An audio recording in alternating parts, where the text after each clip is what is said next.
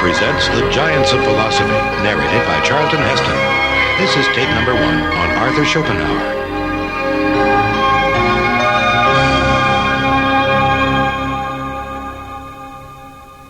In 1781, a philosophical revolution disrupted the world of ideas with consequences as far-reaching as those of any political revolution. Immanuel Kant published a book, Critique of Pure Reason, that established new canons of thought for nearly every area of philosophy. But in philosophy, as in political life, the sons of a revolution generally shape its development according to their own ideals. Arthur Schopenhauer, born in the Prussian city of Danzig in 1788, was indeed one of the sons of the intellectual revolution begun by Kant.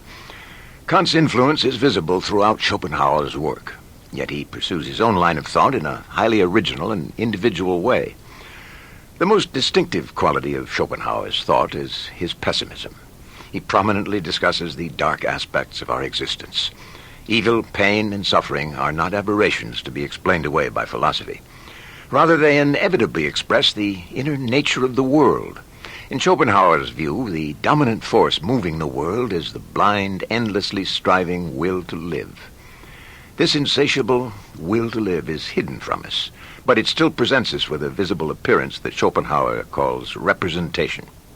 In very few words, he communicates the original idea that lies at the heart of his pessimistic philosophy.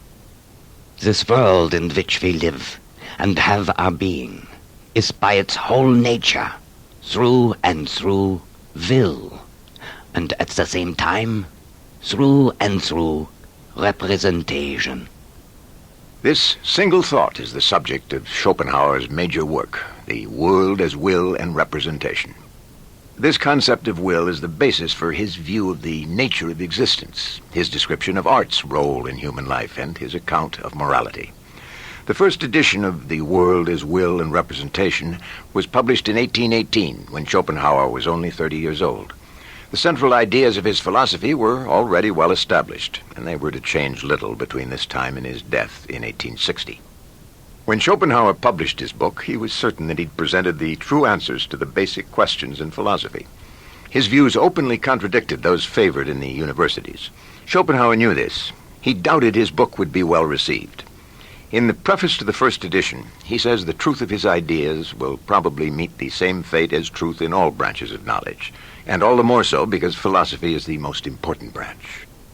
I am resigned in patience to the fact that the same fate will befall it in full measure, which has fallen to the lot of truth in every branch of knowledge, in the most important branch most of all. To truth, only a brief celebration of victory is allowed between the two long periods during which it is condemned as paradoxical or disparaged as trivial. The author of truth also usually meets with the former fate. Schopenhauer's resigned attitude was more than justified. His book suffered a fate worse than damning criticism or harsh rebuttal. It was ignored. There were no sympathetic ears to hear this new philosophical voice. This unsympathetic reception may be partly explained by some aspects of Schopenhauer's life and personality, which were as unusual and original as his thought. He was financially independent and independent in spirit.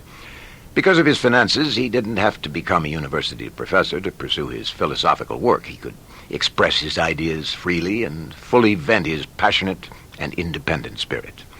He openly defied the views of the academic philosophers who were his contemporaries. One reason for his rebellion may be that his early education was designed to point him to a career in business rather than academia.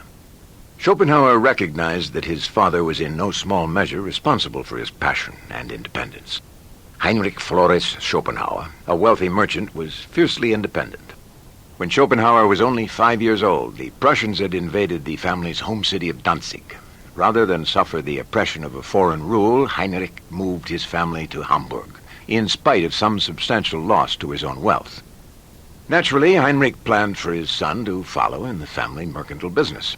He made every effort to educate young Arthur about the world. The family traveled extensively throughout Europe when Schopenhauer was just a boy. At age 10, Arthur was even sent to live for 2 years with one of his father's business associates in France. who had a son Arthur's age. There he learned to speak French fluently. When he returned to Germany, he continued his formal education in a private school until he was 16. To his father's dismay, Schopenhauer became increasingly enamored with his studies, especially philosophy. He began to have ambitions of becoming a scholar. Heinrich, who saw little future in an academic life, offered his son a choice. Either he could pursue his studies in philosophy, or he could travel for 2 years through Belgium, France, Switzerland, Austria, and Germany, whereupon he would return to a career in business. At the age of 17, Schopenhauer chose to devote 2 years to travel and adventure. He returned home in 1804 and entered the family business. But several events led Schopenhauer out of a career in business and into philosophy. The first was his father's death the following year. Heinrich Schopenhauer had suffered for some time from depression. He fell from a window of his firm's warehouse into the canal below, where he drowned. This caused suspicions that he'd committed suicide. The family sold its interest in the mercantile firm and divided the money between Schopenhauer, his mother, and his sister. Schopenhauer managed his inheritance carefully and lived off its income for the rest of his life. His mother, Johanna, took her newly found means and freedom and moved to Weimar. Here she opened a literary salon where poets, authors, and philosophers of the city would gather for conversation. The poet Goethe and other important German literary figures often came there. Johanna herself began a literary career. She later published several popular romantic novels. After his father's death, Schopenhauer continued to work in the merchant's office. Not only had his grief dampened his scholarly ambitions, he also felt strongly that he should respect his father's wishes for him. But Schopenhauer grew more and more dissatisfied. Eventually, after 2 tedious and unpleasant years, he felt he could endure it no longer. Schopenhauer later reflected on his unhappiness during this period of his life. Tormented by this unbearable suffering, I poured out my lamentations in a letter to my mother, who was already living in Weimar, complaining of my frustrated goals in life and of the irreplaceable loss of strength and youth employed in vain at a meaningless job. Johanna consulted the visitors in her salon to see if they thought Arthur could make up lost time in pursuing a scholarly career. On their advice, Johanna encouraged Arthur to leave the business and return to his studies.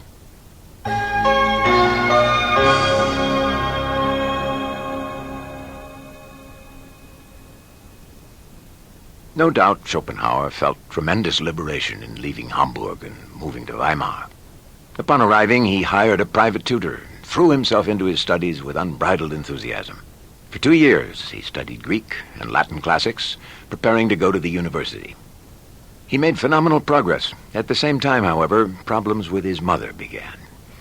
Johanna had been initially sympathetic to her son's unhappiness, but there was friction between them. Not long after he'd gone to Weimar and moved in with her, she urged him to get a separate apartment. In one of her letters to him during this time, we see this conflict. Schopenhauer's character was already disposed to pessimism. She writes, "It is needful to my happiness to know that you are happy, but not to be a witness of it."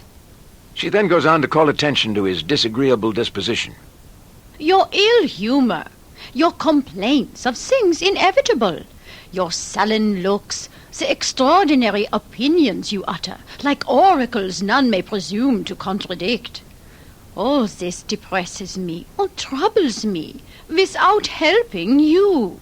Your eternal quibbles, your laments over the stupid world and human misery give me bad nights and unpleasant dreams." The sullen, morose side of Arthur's personality must have been partly true, but he also exhibited passion, intensity, and energy not typically associated with pessimism. These qualities dominate the picture we have of his education. When he entered the University of Göttingen in 1809, he devoted himself first to the natural sciences and then to philosophy. He became especially interested in Plato and Kant, 2 philosophers who proved to have a lasting influence on his thought. His passion for philosophy led him to the University of Berlin, where he heard the lectures of Johann Gottlieb Fichte, one of Germany's preeminent philosophers. During the 2 years he studied in Berlin, Schopenhauer became disappointed with Fichte. He believed Fichte offered few substantive ideas, but hid the meagerness of his philosophy behind a smokescreen of incomprehensible language.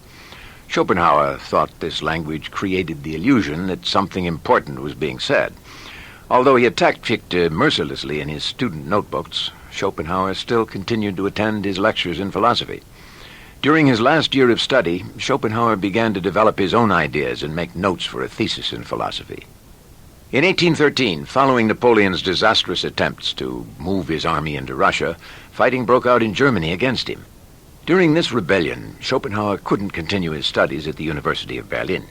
He left Berlin and moved to Rudolstadt, a small, quiet village where he could concentrate on his philosophical work. Here he completed his doctoral thesis in philosophy and submitted it to the University of Jena. Schopenhauer spent his own money to have this work published in Rudolstadt under the title The Fourfold Root of the Principle of Sufficient Reason. The title may seem somewhat imposing, but for Schopenhauer, the principle of sufficient reason is encapsulated in the following general view. Nothing is without some ground or reason why it is. According to this principle, for every leaf that falls, there's an explanation for why it fell rather than staying on the tree. The same principle also applies to human action. For example, Schopenhauer believes that we should be able to explain exactly why someone made a particular decision, why he chose this action, not some other. These examples illustrate two of the distinct types of explanation that Schopenhauer considers. Physical events require explanations in terms of causes and effects. Human actions must be explained in terms of motives. Schopenhauer also separates logical reason and mathematical reason as other kinds of explanation. In this early work, Schopenhauer endorses many of the notions prominent in Kant's philosophy. We find ourselves in a familiar Kantian environment where a person is understood primarily as a knowing subject, and the world consists of objects to be known by this subject.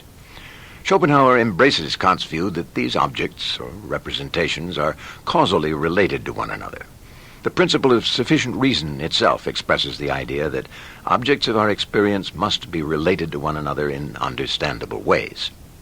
Now it is found that all our representations stand to one another in a natural and regular connection. By virtue of this connection, nothing existing by itself and independent, and also nothing single and detached, can become an object for us.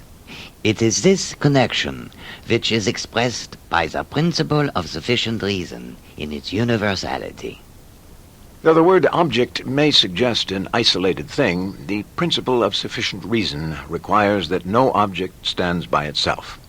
To say that there's some reason why an object is as it is implies that the object is related to something else. If the object's physical, it's causally related to other physical objects. These causal relationships provide the grounds for causal explanations. For Schopenhauer, causality is simply one aspect of the principle of sufficient reason. Certainly, he believes that understanding causality is important for science. A correct account of causality holds a special significance for him, because he thinks philosophers use causality to smuggle God into the universe. Schopenhauer, like Kant, rejects the cosmological proof of God's existence because it illicitly uses the concept of causality. According to the cosmological proof, God must exist as the master architect of the universe. God must be the first cause of all that exists. But Schopenhauer points out that the law of causality says everything has a cause. Any first cause, any uncaused cause, would violate this principle.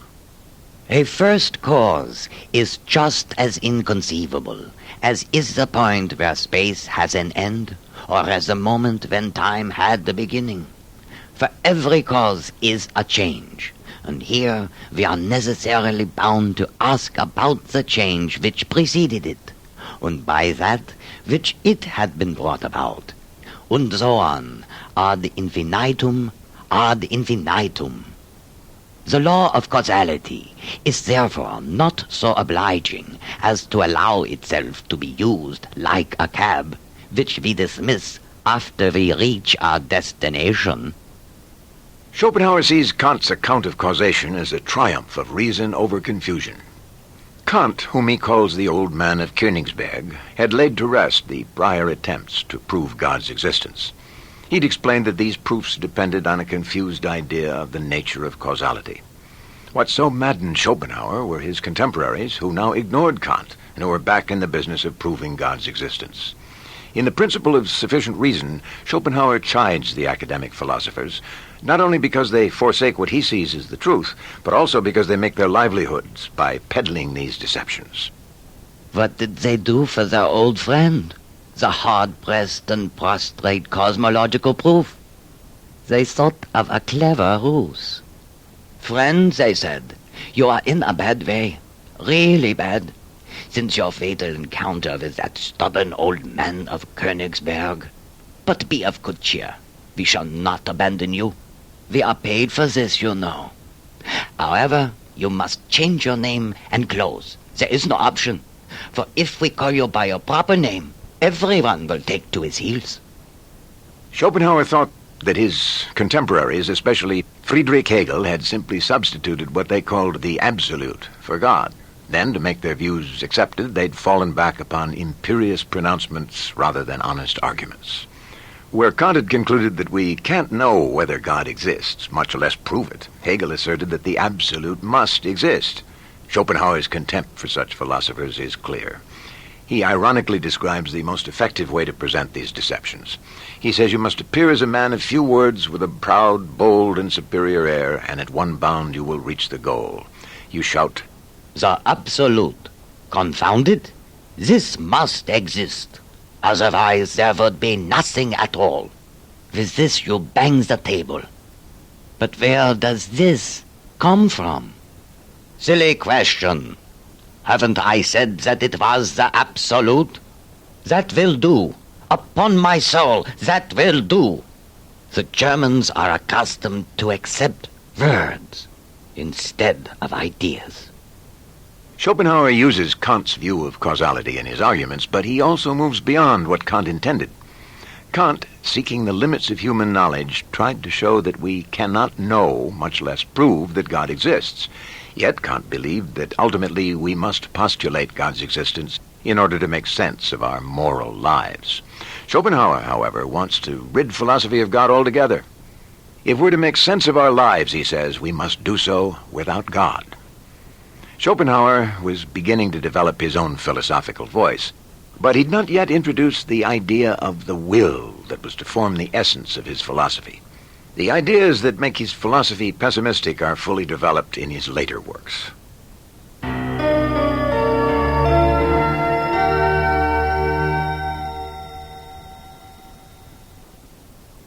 Upon finishing his work on the Principle of Sufficient Reason, Schopenhauer returned from Rudolstadt to Weimar. His poor relationship with his mother made the stay both unpleasant and brief. One of their arguments grew out of some uncomplimentary remarks she made about the title of his book, The Fourfold Root of the Principle of Sufficient Reason. Schopenhauer hotly responded that his book would still be around when the drivel she was publishing had long since vanished. She coolly replied that his entire first edition would probably still be around for some time. Schopenhauer also was undoubtedly rankled because his mother's literary salon made her the most well-known Schopenhauer in Weimar. He was known as Johann Schopenhauer's son. There was, however, one high point of his stay in Weimar. He renewed his acquaintance with the German poet Goethe. He'd met the poet earlier when he first came to Weimar, but during Schopenhauer's stay in 1813, they became friends.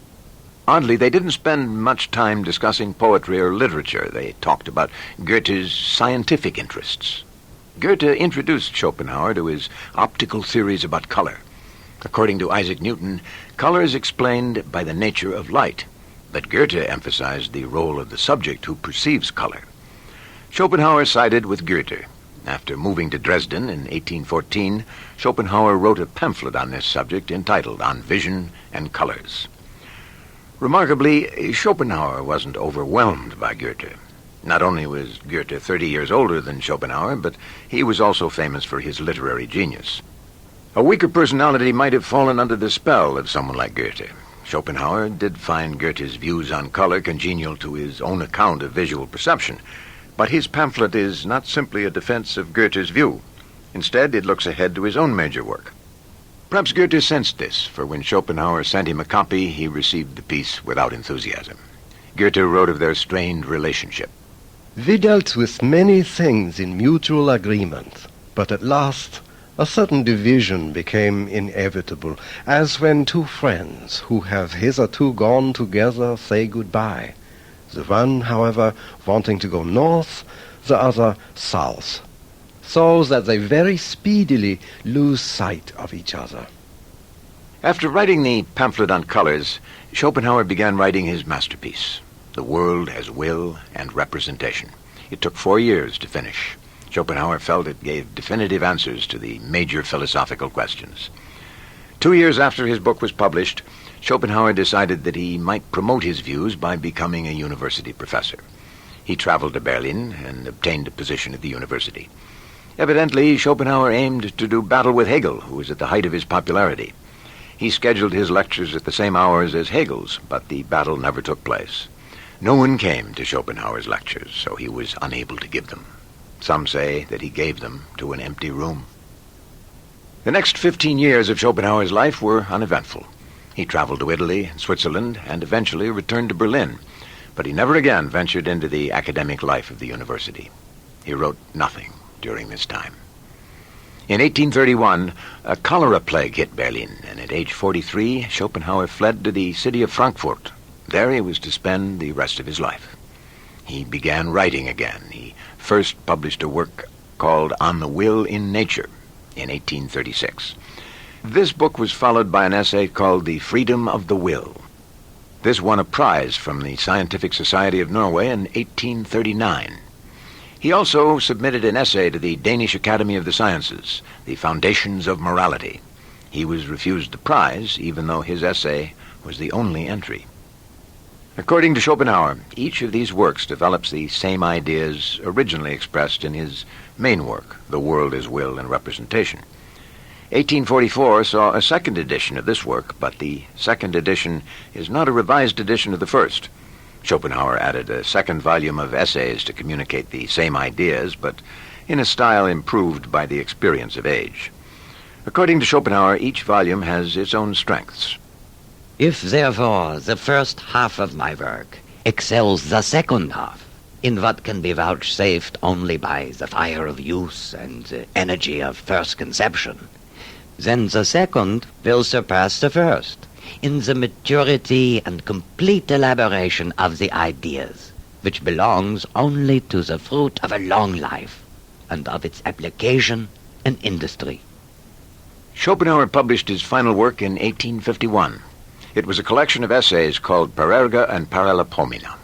The Greek words in the title mean additions and omissions. The essays, as the title suggests, elaborate the main ideas of Schopenhauer's philosophy. They're written in a more casual style intended for the general public. 2 years after this last work, in 1853, a review of Schopenhauer's works appeared in a periodical called the Westminster Review. The article, entitled Iconoclasm in German Philosophy, was the spark that ignited enthusiasm for Schopenhauer's philosophy. Enthusiasm spread to Germany and finally brought Schopenhauer the recognition he'd sought all his life. The anonymous reviewer praises Schopenhauer's stylistic skill and his philosophical acumen. Few indeed, we venture to assert, will be those of our English readers who are familiar with the name of Arthur Schopenhauer. Fewer still will there be who are aware that the mysterious being owning that name has been working for something like 40 years to subvert that whole system of German philosophy which has been raised by the university professors since the decease of Immanuel Kant, and that after his long labor he has just succeeded in making himself heard, wonderfully illustrating that doctrine in acoustics which shows how long an interval may elapse between the discharge of the cannon and the hearing of the report. And still fewer will there be who are aware that Arthur Schopenhauer is one of the most ingenious and readable authors in the world, skillful in the art of theory building, universal in attainments, inexhaustible in the power of illustration, terribly logical, and unflinching in the pursuit of consequences. The last years of Schopenhauer's life were undoubtedly the happiest. His work finally had been recognized as important, and in Frankfurt he was surrounded by philosophical admirers. One of his French admirers, Fouché de Correia, vividly describes the older Schopenhauer. His blue, lively eyes, his thin lips, about which played a fine, sarcastic smile, his broad brow, framed by 2 white locks of hair, put the stamp of distinction and nobility upon his physiognomy, which sparkled with wit and mischief. Of a retiring disposition, often bordering on the suspicious, he consorted with only his most intimate friends or with the strangers who came to visit Frankfurt. His conversation bubbled over with witticisms, citations, and interesting details, making the hours pass unnoticed. Schopenhauer enjoyed the attention lavished on him in his later years. A continuous stream of visitors to Frankfurt contrasted sharply with his earlier isolation. He had lived to see the beginnings of his influence when his heart failed in 1860 at the age of 72.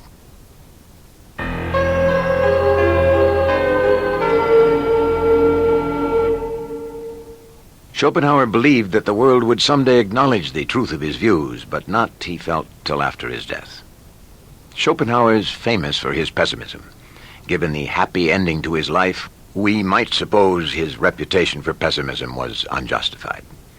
But this judgment considers pessimism as a personality trait. Consider the question, is the glass half full or half empty? The optimist brings the half-full glass to the banquet and praises both the host and the company.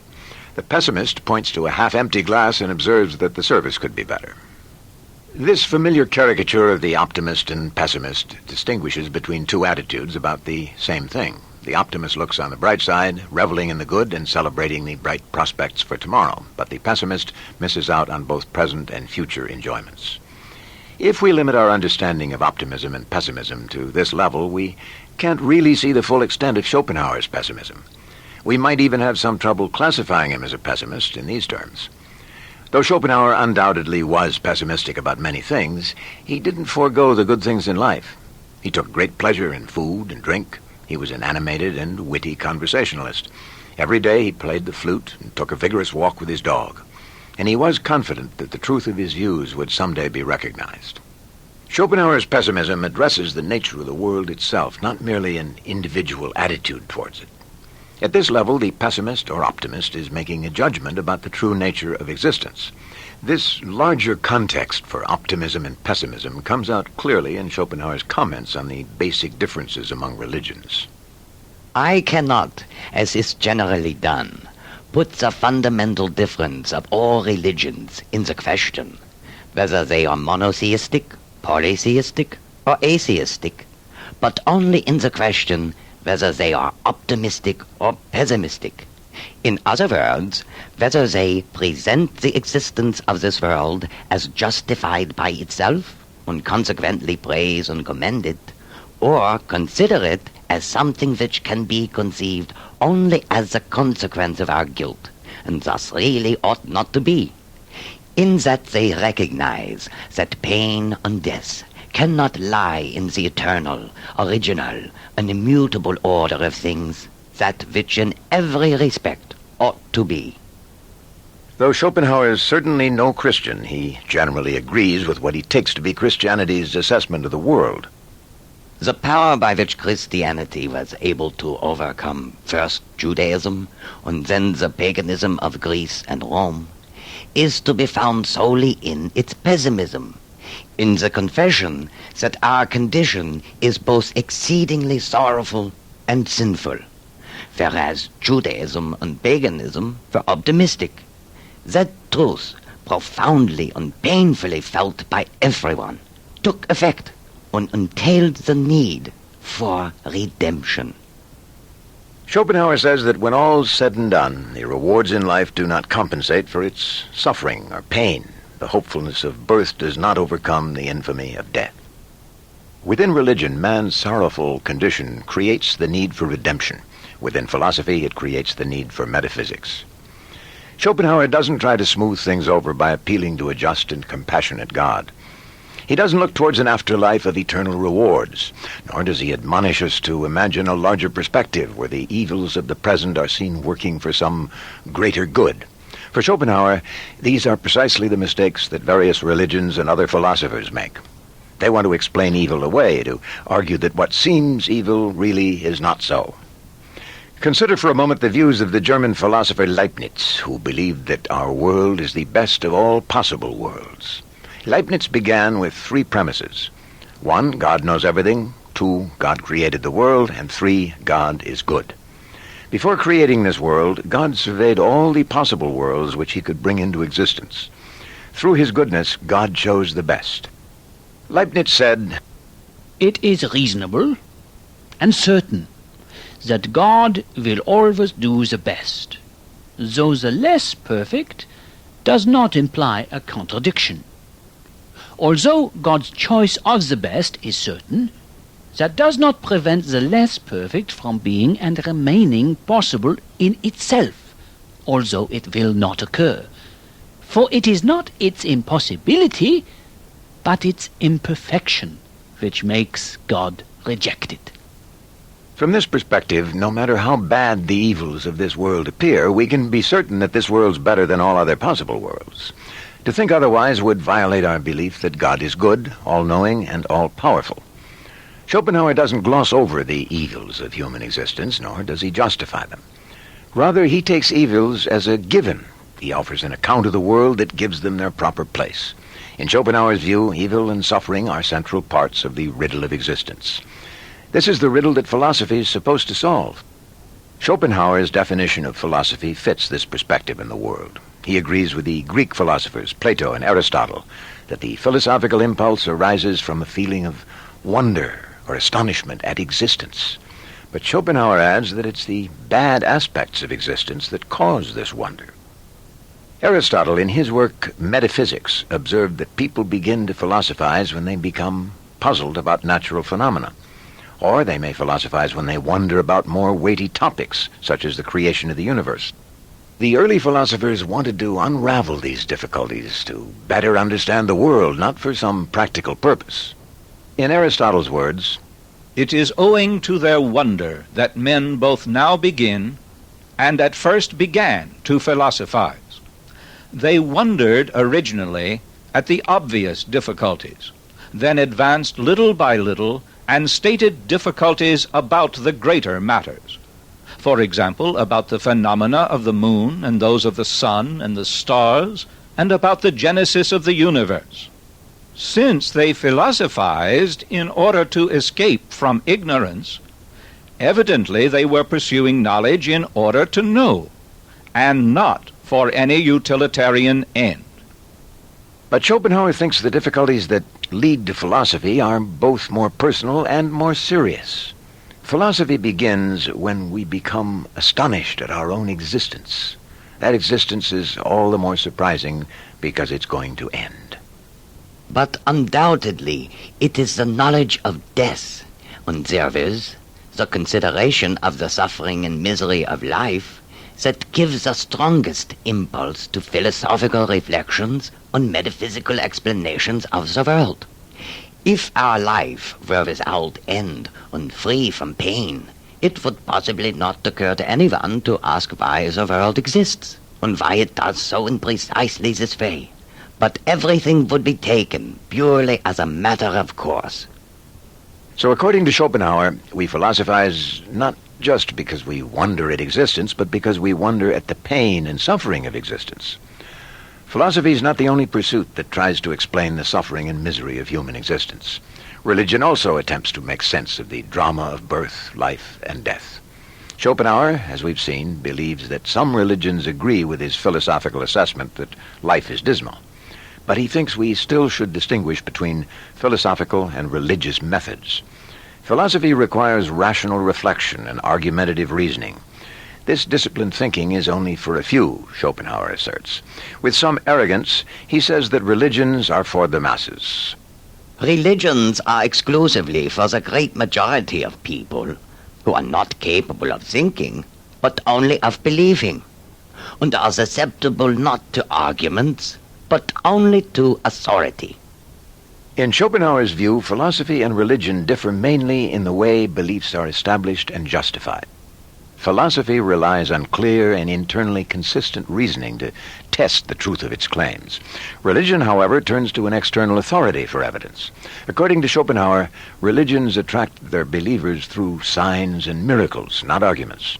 Their evidence is external, and as such is called revelation, which is authenticated by signs and miracles. Their arguments are mainly threats of eternal, and indeed also temporal evils, directed against unbelievers, and even against mere doubters. Schopenhauer doesn't argue that religious truths are different in character from philosophical truths. Both religion and philosophy attempt to establish truths about the whole of experience. But philosophy can't base its views on any authority, such as scriptures. It must conform to experience alone. Schopenhauer says a philosophical view must be based on two types of experience: our perceptions of the natural world and our reflections about ourselves. The whole of experience is like a cryptograph, and philosophy is like the deciphering of it. And the correctness of this is confirmed by the continuity and connection that appear everywhere. If only this whole is grasped with sufficient depth, and inner experience is connected to outer, it must be capable of being interpreted, explained from itself.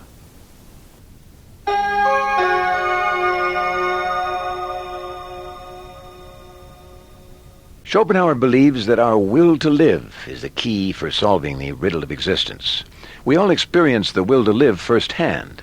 It's the source of the pain and suffering of our existence. To Schopenhauer, the concept of the will is central to his metaphysics, his attempt to describe the ultimate nature of reality.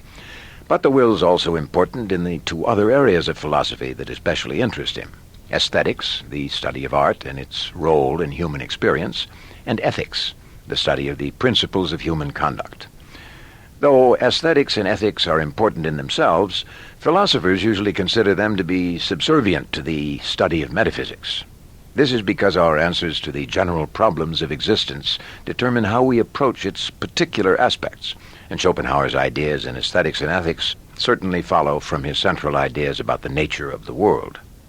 Schopenhauer presents his philosophy of the will mainly as an answer to certain problems of human existence, problems that were especially prominent in his day and age. But his philosophy is also related to earlier philosophical systems. Schopenhauer studied under Fichte at the University of Berlin, but he saw himself as following in the footsteps of Kant, going in a direction opposed to Fichte. Let's briefly examine the Kantian ideas that Schopenhauer inherited. Schopenhauer believed Kant was a great philosopher because he distinguished between the world of sense experience and the world as it is in itself. On the one hand are the appearances of everyday, commonplace experience. On the other hand is the reality behind them. Though Kant built this idea into a major philosophical system, the basic distinction had also been made in Plato's major work, The Republic. Plato contrasted the objects of sense experience, which change continually, with the unchanging objects of reality, which the mind alone can grasp. Schopenhauer approvingly refers to Plato's famous myth of the cave, which depicts the sorry state of our unenlightened experience. This myth conveys the idea that our senses present us only with appearances, not with truth or knowledge. He says that men, firmly chained in a dark cave, see neither the genuine original light nor actual things, but only the inadequate light of the fire in the cave, and the shadows of actual things passing by the fire behind their backs.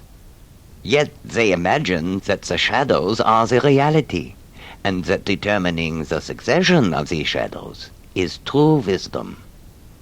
Like Plato, Kant believed that we experience only a world of appearances. But unlike Plato, Kant believed that we have knowledge of the world of appearances. This knowledge is possible because the mind actively influences what we experience. It organizes experience into categories, enabling us to understand that experience. Space, for example, is one of the mind's categories that organizes our sense experience. We see objects in space. Kant, in his Critique of Pure Reason, emphasizes that space is a form of our sensibility, not a property of the objects themselves. The transcendental concept of appearances in space is a critical reminder that nothing intuited in space is a thing in itself, that space is not a form inherent in things in themselves as their intrinsic property, that objects in themselves are quite unknown to us, and that what we call outer objects are nothing but mere representations of our sensibility, the form of which is space. Since the mind stands between us and the world as it exists in itself eludes our intellectual grasp. We know nothing of the nature of this hidden world apart from our perception of it. In Kant's words, the true correlate of sensibility, the thing in itself, is not known, and cannot be known through these representations. And in experience, no question is ever asked in regard to it. Thinking of an optical illusion may help clarify Kant's distinction between appearances and the thing in itself. A stick placed in water appears bent, when in reality it's straight. Here we can readily distinguish between appearance and reality because we can see the stick, both in the water and out of the water. But in the former distinction between the world of appearances and the thing in itself, we never have the opportunity to see the world both ways. The mind organizes experience into its own categories, so we can't experience the world as it is before our mind influences it. Schopenhauer thinks this revelatory distinction is the outstanding achievement of Kantian philosophy. Kant had called his work critical philosophy because it fundamentally criticized traditional concepts of reason, causation, and reality. Schopenhauer begins with Kant's critical philosophy. Indeed, he sees himself as the only one among his contemporaries who remains true to Kant's insights. Kant, at the end of his book Prolegomena to Any Future Metaphysics, prophetically described the attitude of a convert to critical philosophy. This was to be Schopenhauer's attitude towards his contemporaries after he was won over to that view. This much is certain, that whoever has once tasted critique will be ever after disgusted with all dogmatic twaddle, which he formerly had to put up with because his reason had to have something, and could find nothing better for its support. Schopenhauer, having entered the promised land of critical philosophy, is incredulous that other philosophers have ignored or discarded Kant's work. Schopenhauer frequently criticizes Fichte because Fichte rejects Kant's notion of the thing in itself. Fichte, whose central category of reality is the thinking self, dismisses the thing in itself as an invention. The thing in itself, he holds, has no reality whatever. It doesn't occur in nature. The system of experience is nothing other than thinking accompanied by the feeling of necessity. Since Schopenhauer starts with the thing in itself, it's understandable that Kant, not Fichte, is his philosophical mentor. But Schopenhauer emphasizes that Kant's philosophy is a point of departure, not a destination. People generally are beginning to be conscious that real and serious philosophy still stands where Kant left it. In any case, I cannot see that anything has been done in philosophy between him and me. I therefore take my direct departure from him. With Schopenhauer, the distinction between the world of appearances and the thing in itself evolves into the view that the world has a twofold nature. On the one hand, the world is appearance, representation. On the other hand, the world is will. We might easily be misled into supposing that Schopenhauer develops a two-world view. Instead, he argues that there are two basic aspects to the world, representation and will. Representation is visible appearance, and will is hidden reality. These two aspects of the world together exhaust the nature of the world and human experience. Schopenhauer breaks decisively from Kant when he identifies the unknowable thing in itself with the will. By declaring the nature of the thing in itself to be the will, Schopenhauer thinks he's revitalized the notion of the thing in itself. Schopenhauer argues that a Kantian thing in itself, which is neither representation nor will, is an empty delusion. In Schopenhauer's words, Kant's idea of the thing in itself is an ignis fatuus, a fatuous idea. This will alone constitutes the other aspect of the world. For this world is, on the one side, entirely representation, just as, on the other, it is entirely will. But a reality that is neither of these two, but an object in itself, into which also Kant's thing in itself has unfortunately degenerated in his hands, is the phantom of a dream, and its acceptance is an ignis fatuus in philosophy. For Schopenhauer, these different aspects of the world do not have equal roles in answering our metaphysical queries about existence. The ultimate reality is the will. Schopenhauer praises the will, and he uses the terms of adulation philosophers have traditionally bestowed upon whatever is most real. The will is a primal unity that underlies and expresses itself throughout all nature. The will is being, unity, and reality. On the other hand, the world of appearances is becoming, plurality, and illusion. Though Schopenhauer starts from the Kantian view that the thing in itself is unknowable, he nevertheless arrives at the contrary opinion. We know the will immediately and absolutely through our own individual will, its desires and strivings. The will which each man finds in himself is the same will that manifests itself in every living thing and in all the forces of nature. But this word, will, which, like a magic word, is to reveal to us the innermost essence of everything in nature, by no means expresses an unknown quantity, something reached by inferences and syllogisms, but something known absolutely and immediately, and that so well that we know and understand what will is better than anything else, be it what it may. When Schopenhauer says that the will reveals the innermost essence of everything in nature, we should bear in mind that the will is a single metaphysical reality. This doesn't mean that the will of one man is exactly the same as the will of another. It doesn't mean that one woman experiences what another woman wills. Schopenhauer believes that our experience of our own will serves as a sort of window looking into the will. We all experience the same will in much the same way that several people standing at different windows can all look into the same house. Schopenhauer says our individual wills appear separate because plurality governs the visible world. When the will manifests itself in the world of appearances, it necessarily appears as many individual wills. For Schopenhauer, the will underlies all the different appearances of the will. It is not merely an abstraction from individual wills. For example, the will is not a political notion, similar to Rousseau's idea of the general will.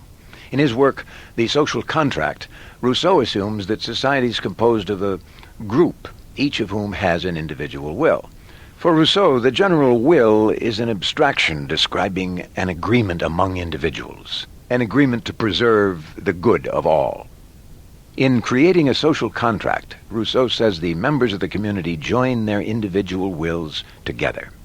Immediately, in place of the individual person of each contracting party, this act of association creates an artificial and collective body composed of as many members as there are voters in the assembly. And by this same act, that body acquires its unity, its common ego, its life, and its will. For Rousseau, the notion of a general will comes after the individual wills of the people in the society. The will in Schopenhauer's sense of the word exists before all individual expressions of will. In Schopenhauer's philosophy, the will is the central concept for understanding the world. But the world as representation is also important. Schopenhauer actually opens his work, The World as Will and Representation, with a section on the world as representation. He believes the visible world of appearances is much more familiar than the hidden reality of the will. For Schopenhauer, the world is our representation. He follows Kant in arguing that the mind actively shapes the world we experience through our senses, so our world wholly depends on our perception of it. The world is my representation, is like the axioms of Euclid, a proposition which everyone must recognize as true as soon as he understands it. Also, it is not a proposition that everyone understands as soon as he hears it. Schopenhauer believes this idea is valid for every living, knowing being. To say the world is representation means that the world's existence depends upon conscious beings who perceive it. Apart from beings who perceive it, the world as representation has no reality.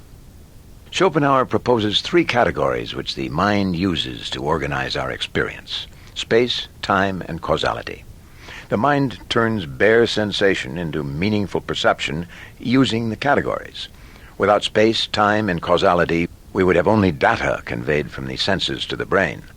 This data would be utterly without form or meaning. We would have no experience at all. Furthermore, according to Schopenhauer, we can't say that a material world exists independently of our minds because matter itself is not sensed directly. We perceive matter only by applying the three fundamental categories. But as with the appearance of the sun, the visible world makes its appearance, so at one stroke does the understanding, through its one simple function, convert dull, meaningless sensation into perception. But the eye, ear, or the hand experience is not perception. It is mere data.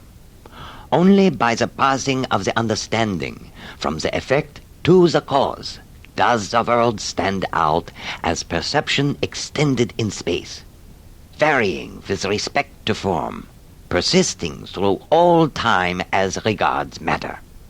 For the understanding unites space and time in the representation of matter, that is to say, effectiveness.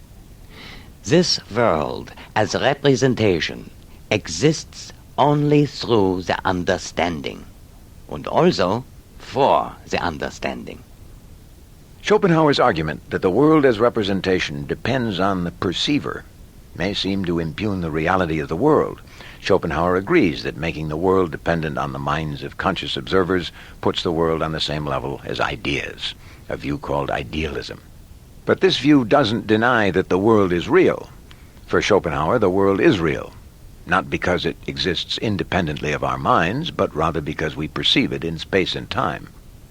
The whole world of objects is and remains representation, and is for this reason wholly and forever conditioned by the subject. In other words, it has transcendental ideality, but it is not on that account falsehood or illusion. To dispute about its reality can occur only to a mind perverted by over-subtle sophistry. Although the world as representation is conditioned by the observing subject, this is a far cry from saying that the world is created by the subject. That would be the same as saying that the world is a fiction the mind produces. The world's dependence on the subject does not make it any less real, nor is the world any less a source of suffering or anxiety. Schopenhauer himself was ever watchful for imminent disaster. He took inordinate precautions against disease. He frequently carried about his own drinking cup to avoid contagion. He feared nighttime intruders so much that he slept with a loaded pistol by his bed. He was continually uneasy and fitful about what unpleasant event might occur next. Schopenhauer once observed, If I have nothing that alarms me, I grow alarmed at this very condition, as if there must still be something of which I am only ignorant for a time.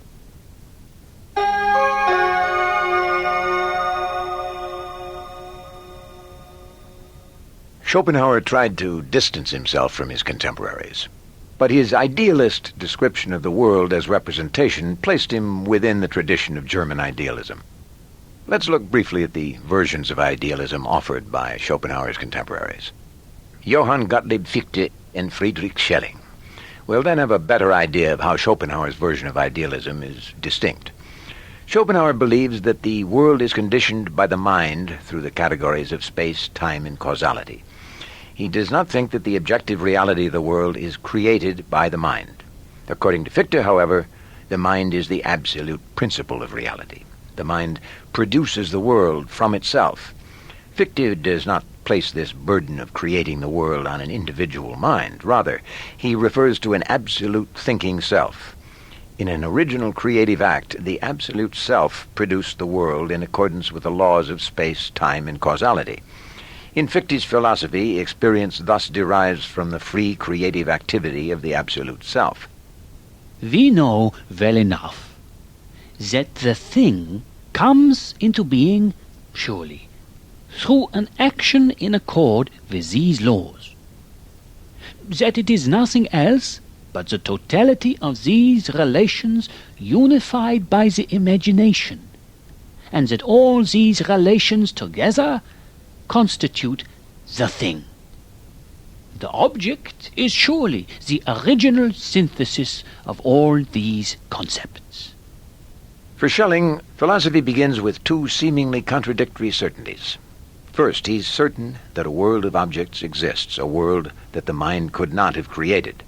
Second, our minds certainly have within them ideas, such as space, time, and causality. These ideas are not derived from the world, but yet the world conforms to them. Schelling asks, how could the world conform to our ideas if it's not a product of the mind? Schelling theorizes that a predetermined harmony exists between the objective world and our ideas. Schelling calls these ideas presentations. How both the objective world accommodates to presentations in us and presentations in us to the objective world is unintelligible unless between the two worlds, the ideal and the real, there exists a predetermined harmony. How does this harmony come about? Schelling says a single unconscious activity, which he calls the absolute, fits our ideas to the objective world. Experience and knowledge of the world is therefore possible. This unconscious accommodation produces both the free conscious activity of individual selves and the objects in the world. If we now suppose that the same activity which is consciously productive in free action is productive without consciousness in bringing about the world, then our predetermined harmony is real, and the contradiction resolved. For Schelling, this mysterious activity, this unconscious accommodation he calls the absolute, creates both the objective world and the ideas of the conscious self. Through this activity, the real becomes the ideal.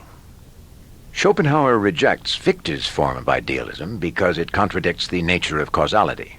According to Schopenhauer, the law of causality is the principle of sufficient reason, a principle that governs objects within the world of a perceiving subject. The subject perceives objects acting in accordance with the laws of causality. We see this falling rock strike another rock, causing it to move. Fichte's view that a mind created the world, that the subject causes the object to exist, breaches the law of causality. According to Schopenhauer, the idealism of Fichte makes the object the effect of the subject. Since, however, and this cannot be sufficiently stressed, absolutely no relation, according to the principle of sufficient reason, subsists between subject and object, neither of these two assertions could ever be proved. Schopenhauer casually dismisses Schelling's views as being just a further development of Fichte's work. But Schopenhauer and Schelling do agree on one important point. Schelling says the mysterious, unconscious activity that produces the world and the mind is volitional, an act of will. Schelling even says that the will is the highest form of being. In the final and highest instance, there is no other being than will. Will is primordial being, and all predicates apply to it alone. Groundlessness, eternity, independence of time, self-affirmation. Schopenhauer and Schelling agree on this. But even though both philosophers use similar language to describe the will, they have significant differences. First, they think differently about how the will relates to the objective world. Schelling says the absolute produces the world and the self. Schopenhauer says the will doesn't produce anything. As we've seen, Schopenhauer believes causality is appropriate only for discussing objects in the world. Second, Schopenhauer believes the will is related to the world of objects, just as reality is related to appearance. The will is the thing in itself which lies behind appearances, but Schelling denies the existence of a thing in itself. The assumption that things are just what we take them to be, so that we are acquainted with them as they are in themselves, underlies the possibility of experience. For what would experience be without this presupposition of absolute identity between appearance and reality? Schopenhauer identifies the will with the thing in itself. There's no so-called real object apart from the object that appears to us. The object that appears is the will, but the categories of our knowledge, space, time, and causality, limit our experience of the will. In other words, the will becomes visible to us through the objects and activities of the natural world, all of which exist in space and time. All our individual actions, even our bodies and the processes that keep them alive, are therefore expressions of the will. Schopenhauer says that when we see the will in objects, we are seeing how the will objectifies itself in substance. The whole series of actions, and consequently every individual act, and likewise its condition, namely the whole body itself which performs it, and therefore also the process through which and in which the body exists, are nothing but the phenomenal appearance of the will, its becoming visible, the objectivity of the will. Schopenhauer graphically describes how, in his view, the will manifests itself as the body. The parts of the body must correspond completely to the chief demands and desires by which the will manifests itself. They must be the visible expression of these desires. Teeth, gullet, and intestinal canal are objectified hunger. The genitals are objectified sexual impulse.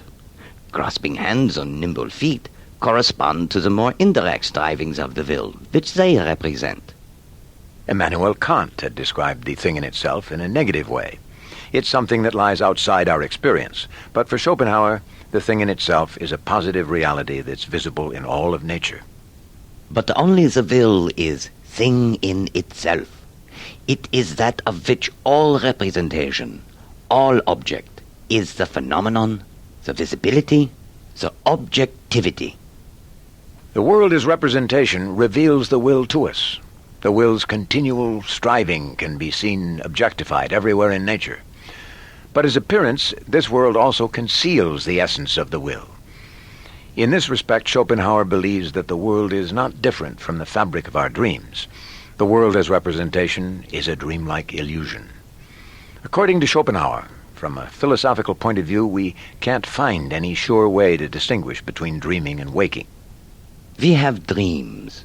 May not the whole of life be a dream?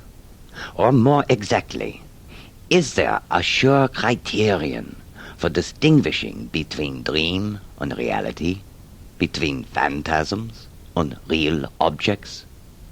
We can't distinguish between dreaming and waking simply by supposing that waking experience is always more vivid. Sometimes it isn't. Sometimes a dream, especially a nightmare, is all too vivid. Schopenhauer says the dream experience is no different from the waking experience. Dreams can be distinguished from reality only because we wake up from a dream. The only certain criterion for distinguishing dream from reality is, in fact, none other than the wholly empirical one of waking, by which the causal connection between the dreamed events and those of waking life is at any rate positively and palpably broken off. Schopenhauer is quite happy at this point to join paths with those traditions in Indian philosophy that emphasize the dreamlike character of waking experience. His views are similar to those expressed in the ancient Hindu scriptures called the Vedas or the Puranas. Here, indeed, the close relationship between life and the dream is brought out for us very clearly. We will not be ashamed to confess it after it has been recognized and expressed by many great men.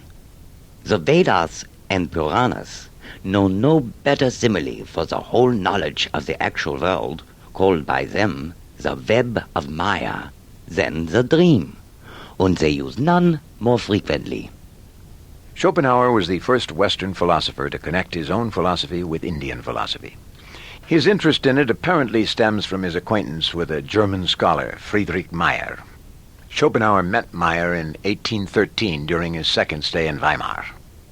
Schopenhauer later read as much as he could about India. Indeed, he found that many Hindu and Buddhist views were congenial to his own thoughts, especially to his version of idealism. The main book that Schopenhauer enjoyed was called the Upanishad. This work is a Latin translation of a Persian translation of the Upanishads, the ancient scriptural texts of Hinduism. Despite the double translation barrier, Schopenhauer had a thorough grasp of the underlying philosophical doctrines in the Upanishads.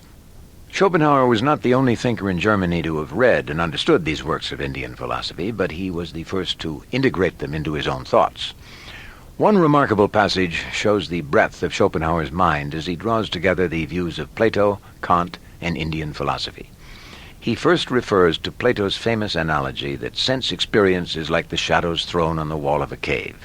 Then he continues, The same truth, though presented quite differently, is also a principal teaching of the Vedas and Puranas, namely the doctrine of Maya, by which is understood nothing but what Kant calls the phenomenon as opposed to the thing in itself. For the work of Maya is stated to be precisely this visible world in which we are, a magic effect called into being, an unstable and inconstant illusion without substance, comparable to the optical illusion and the dream, a veil enveloping human consciousness, a something of which it is equally false and equally true to say that it is and that it is not.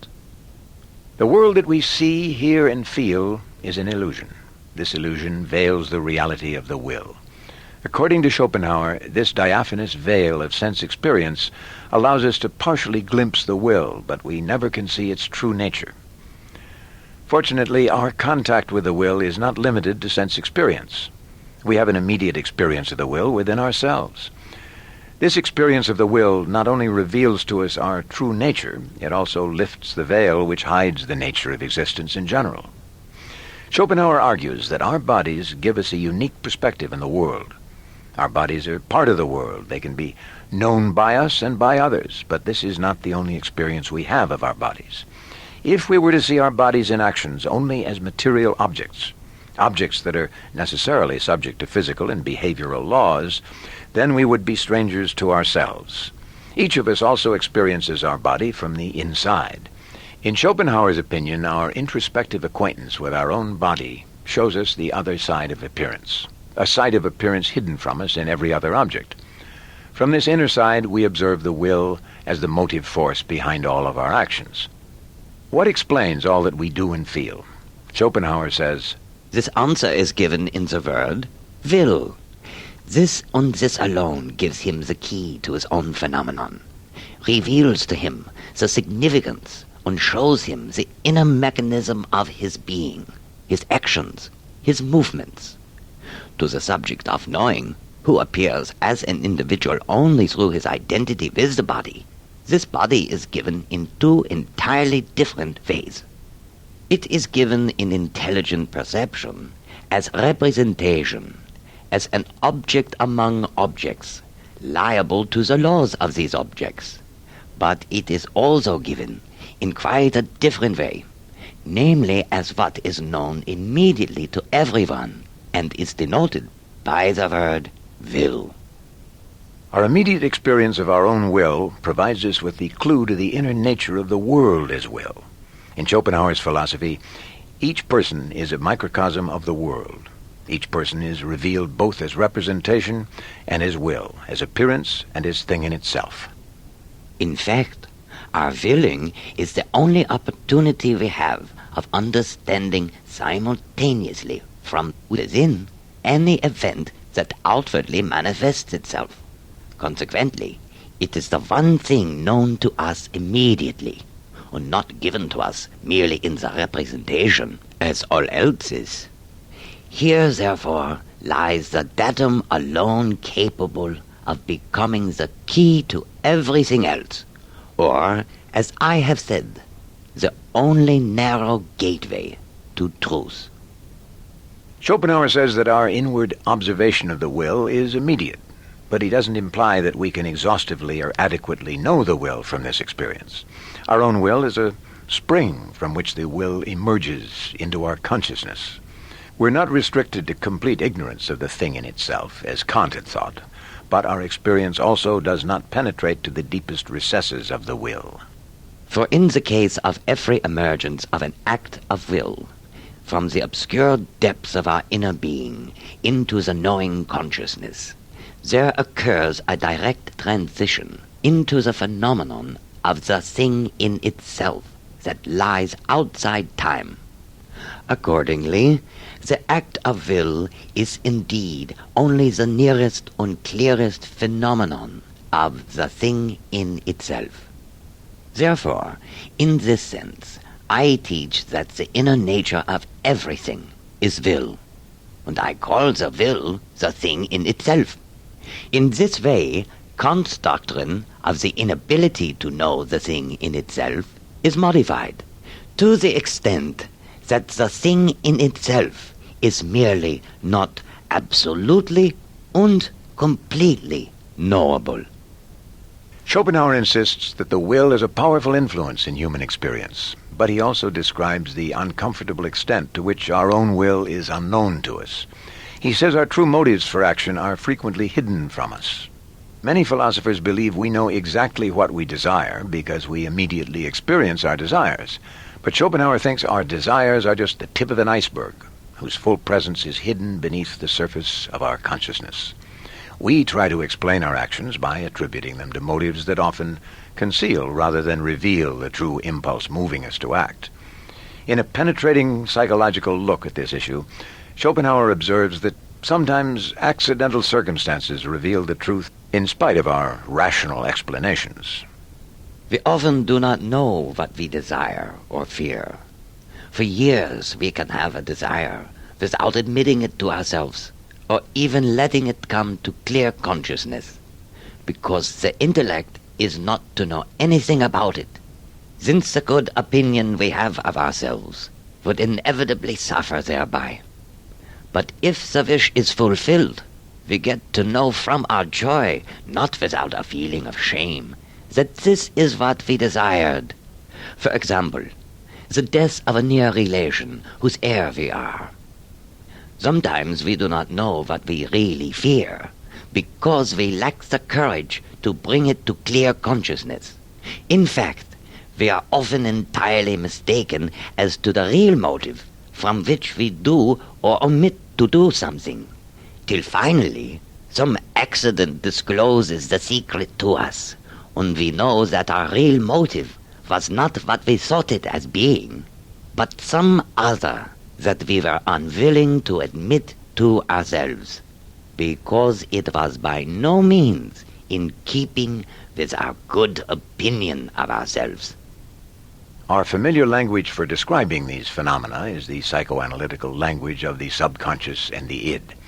Sigmund Freud created these terms to refer to the powerful desires and drives lurking beneath the surface of consciousness. But Schopenhauer had already made the same conceptual distinction in his language of the will. He summarizes his view with a cryptic metaphor. Consciousness is the mere surface of our mind, and of this, as of the globe, we do not know the interior, but only the crust.